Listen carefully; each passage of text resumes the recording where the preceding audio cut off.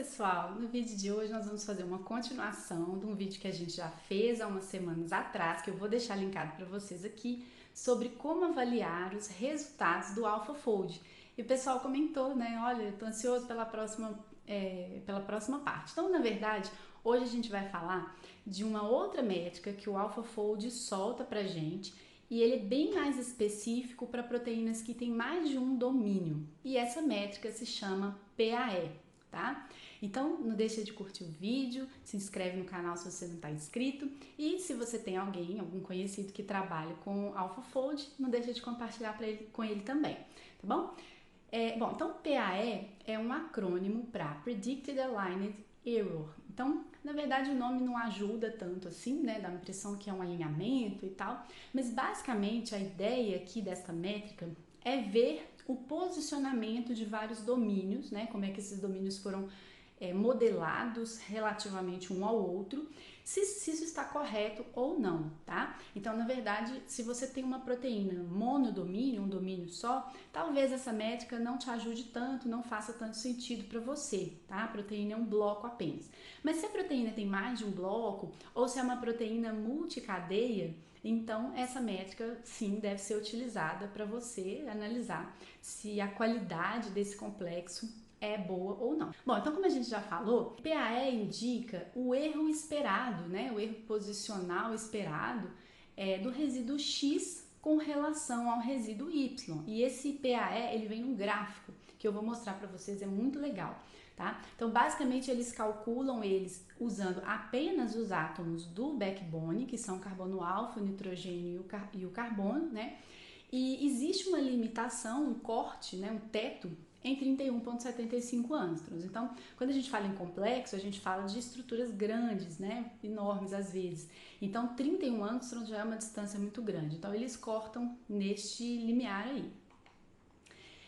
Então, assim, a ideia é que se você tem um par de resíduos X e Y, o PAE de XY baixo indica que os domínios têm orientações bem definidas, ou seja, você pode confiar que eles estão posicionados corretamente. Já se esses valores forem altos, então você não deve confiar. Pode ser que você tenha conseguido um bom modelo para cada cadeia, tá? Então pode ser que cada cadeia esteja muito bem modelada, tenha um LDDT muito bom, muito confiável, né? Vocês podem olhar isso no outro vídeo que eu explico bem como é que é calculado esse LDDT, mas a questão é que às vezes você tem cadeias bem posicionadas, mas o complexo não. Então essa figura é muito boa para ilustrar, né, o gráfico do PAE, e a gente tem ali, né, no eixo X e no eixo Y, os resíduos do complexo. Então vocês podem ver que a gente tem ali 3 domínios ou 3 cadeias, né? Uma está em azul, uma está em verde, uma está em laranja.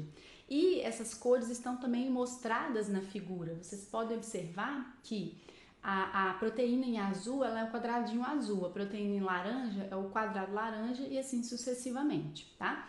E o PAE ele está colorido ali em escala de verde, né? Uma escala divergente em que quanto mais escuro, melhor, tá? Quanto mais clarinho, mais próximo de 30, então ruim. O que a gente consegue ver ali? A gente consegue ver blocos verdes.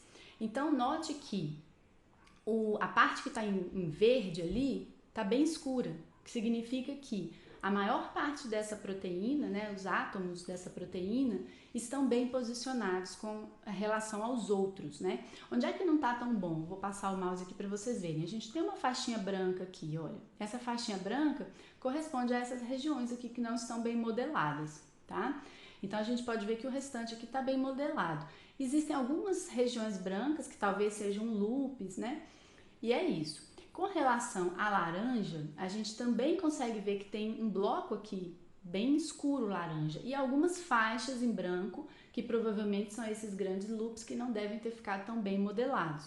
E a azul aqui a gente tem também a mesma coisa, né? Bem modelada e algumas faixas brancas, tá? O que tem de interessante aqui? O que tem de interessante é que a maioria é tudo branco, né? Significa que se você comparar a proteína, né, o domínio em verde com o domínio em laranja, a posição relativa deles você vê aqui, ó, neste bloco, é o verde com o laranja, e a gente vê que não está bom. Então, o que é a conclusão que a gente tira? Que o verde está bem modelado, né? Está, pelo menos assim, grande parte dele está bem modelado, mas a posição relativa dele com o laranja não está boa, tá? Já o verde com o azul é essa região aqui.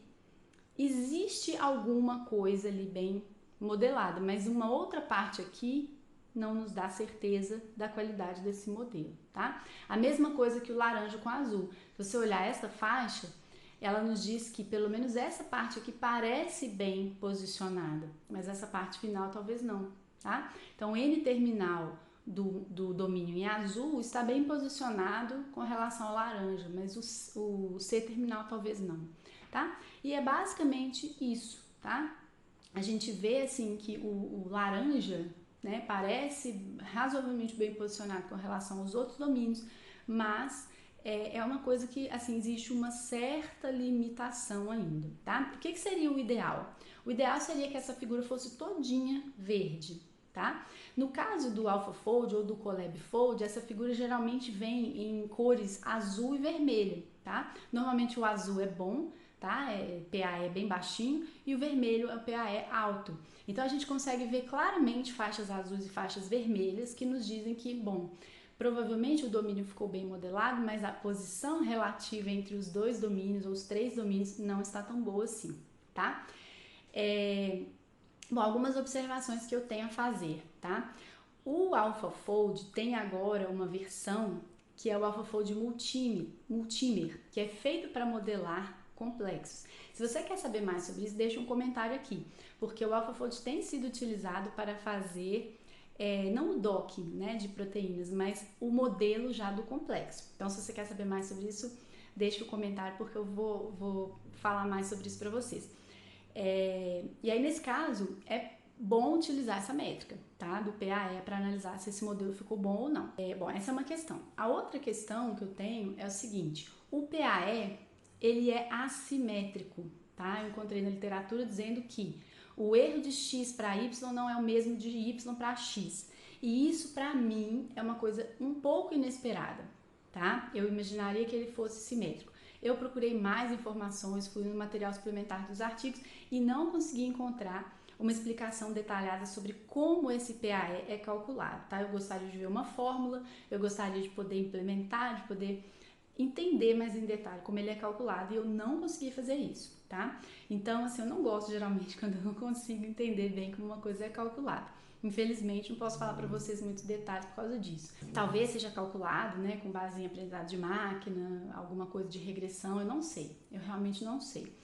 Então, fica essa dúvida aí ainda, e por que ele é assimétrico também não consigo dizer para vocês, tá? Então, por hora, o que eu sei, o que eu consigo dizer para vocês é que ele é uma métrica muito boa e utilizada para analisar a posição relativa entre os domínios. Podem ser vários domínios de uma cadeia ou podem ser várias cadeias diferentes. Se você trabalha com proteína-proteína, né, interação proteína-proteína, e precisa modelar, tente fazer isso com o AlphaFold e utilize essa métrica do PAE para saber se você pode ou não confiar no resultado do seu modelo, tá bom? Então, muito obrigada por assistir, não deixe de curtir se foi útil para você, compartilhe com seus colegas, e se não está inscrito, se inscreva no canal, porque tem sempre conteúdo novo sobre bioinformática estrutural, inteligência artificial e bioinformática, tá bom? Até o próximo!